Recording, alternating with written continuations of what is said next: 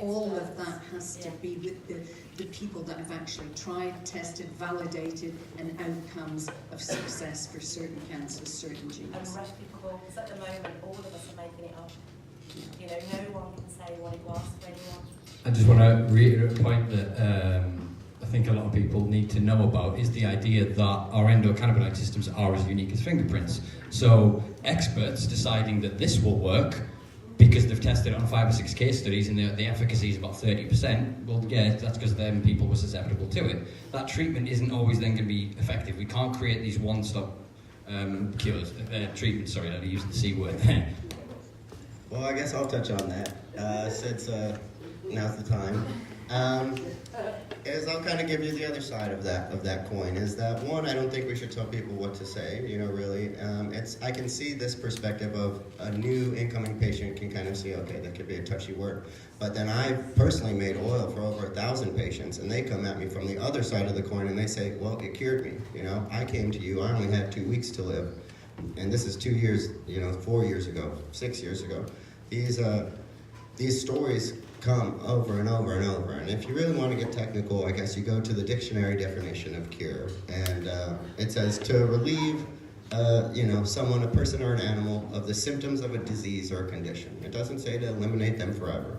And cancer is one thing this is one thing we both agree on, is that if you don't change your lifestyle, the cancer can come back. So then I kind of look at that as like, well, then you have to kind of cure it again, you know? Treat it again. To me, treat and cure kind of go hand in hand. So I think it's kind of 2 different ways to look at it. So I'll just throw that in there. And as far as the original question Simba posed is that I don't think there should be a future for one or the other. Like the 3 of us previously said, history books tend to kind of just put one side of the story, where pharmaceutical industries do have their place, and they should be allowed to make money, profit, whatever, that's capitalism. But at the same time, patients and anybody, any human, should be able to grow a plant in their home.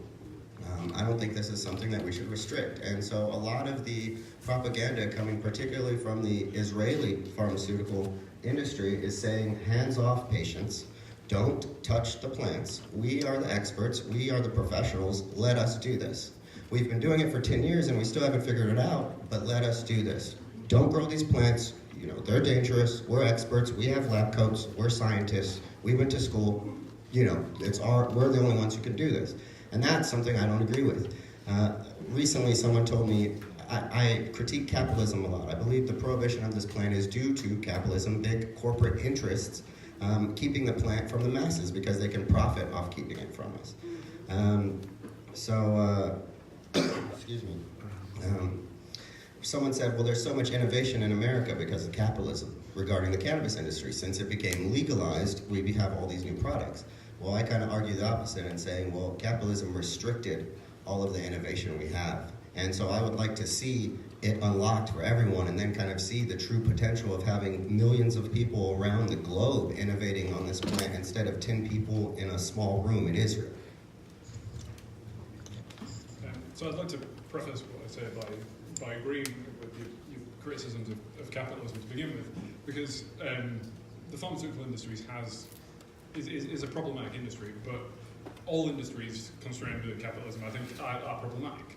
But that being said, myself and everybody that I've met who works in and around the pharmaceutical industries, our desires to help people and to produce medicines that make people's lives better and longer are genuine.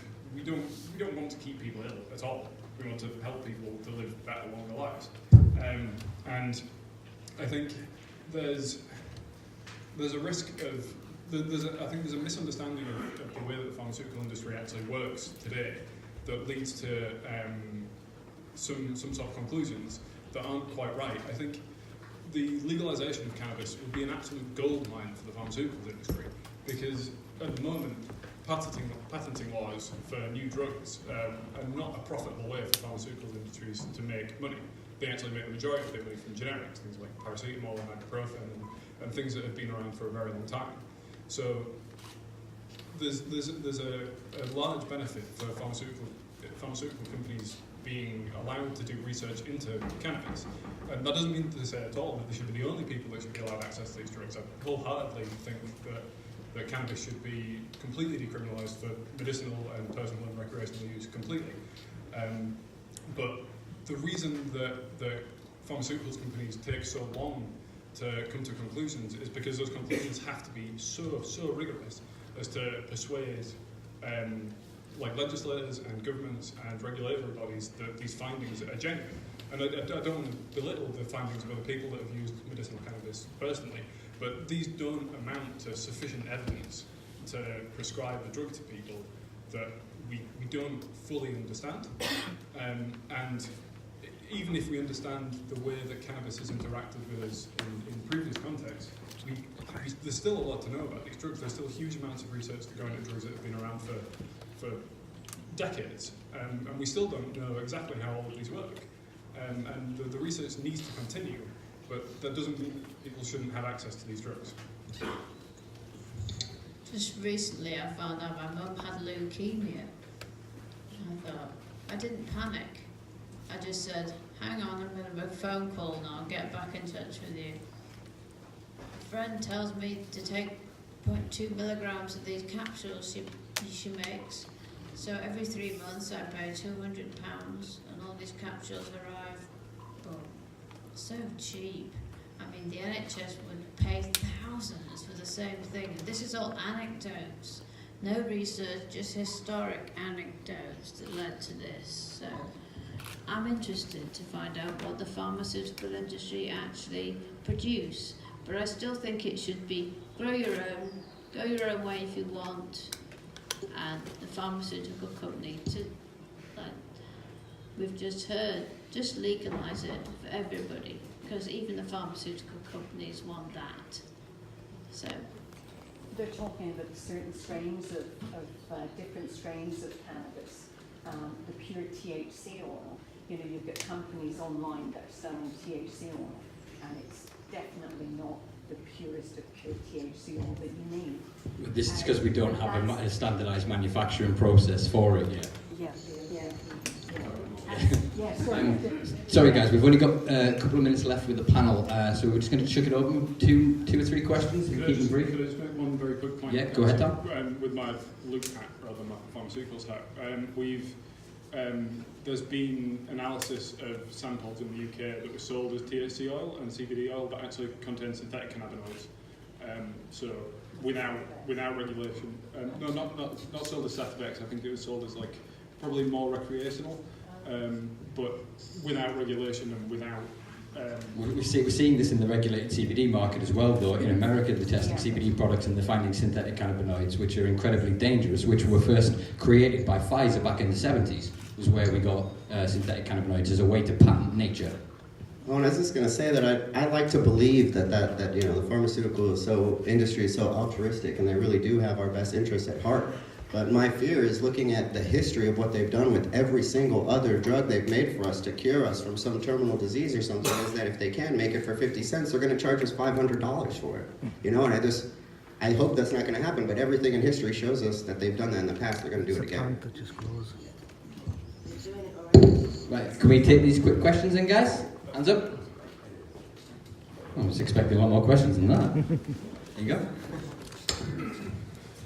When we're talking about pharmaceutical, I just want to make it very, very clear that I use a pharmaceutical-grade medical cannabis for my child's Dravet syndrome, which is a chronic form of epilepsy, and she suffers multiple other issues with this. And yes, medical cannabis has relieved her seizures and relieved her issues.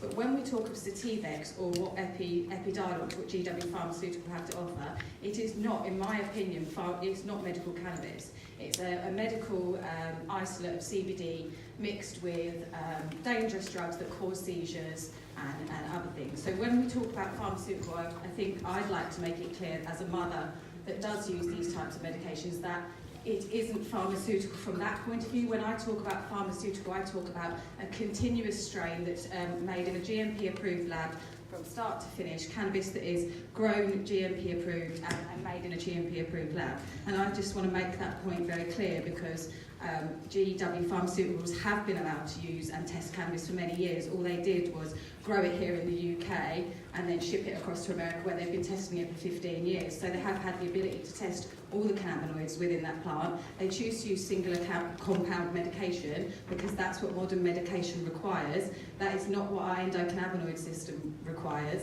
And so from my point of view, getting a pharmaceutical market into the UK is about getting a full range of different companies that provide whole plant extract of different amounts of CBD to THC and other cannabinoids and terpenes that can actually prevent seizures, that can help with autism, and that can do many other things for these children.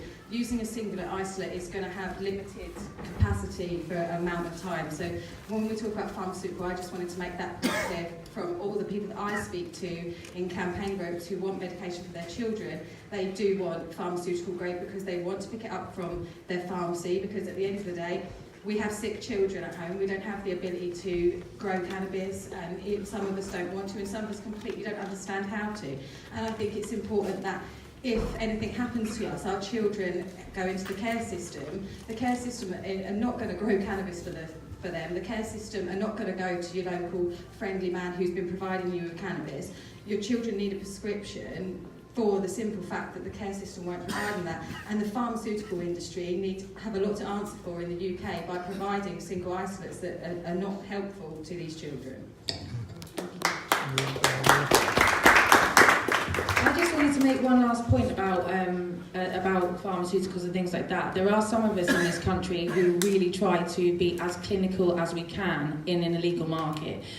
Because I am a believer of regulations. There has to be regulations. The same as if you go to a farmer's market and someone's making cakes, you want to know their kitchen's clean, right?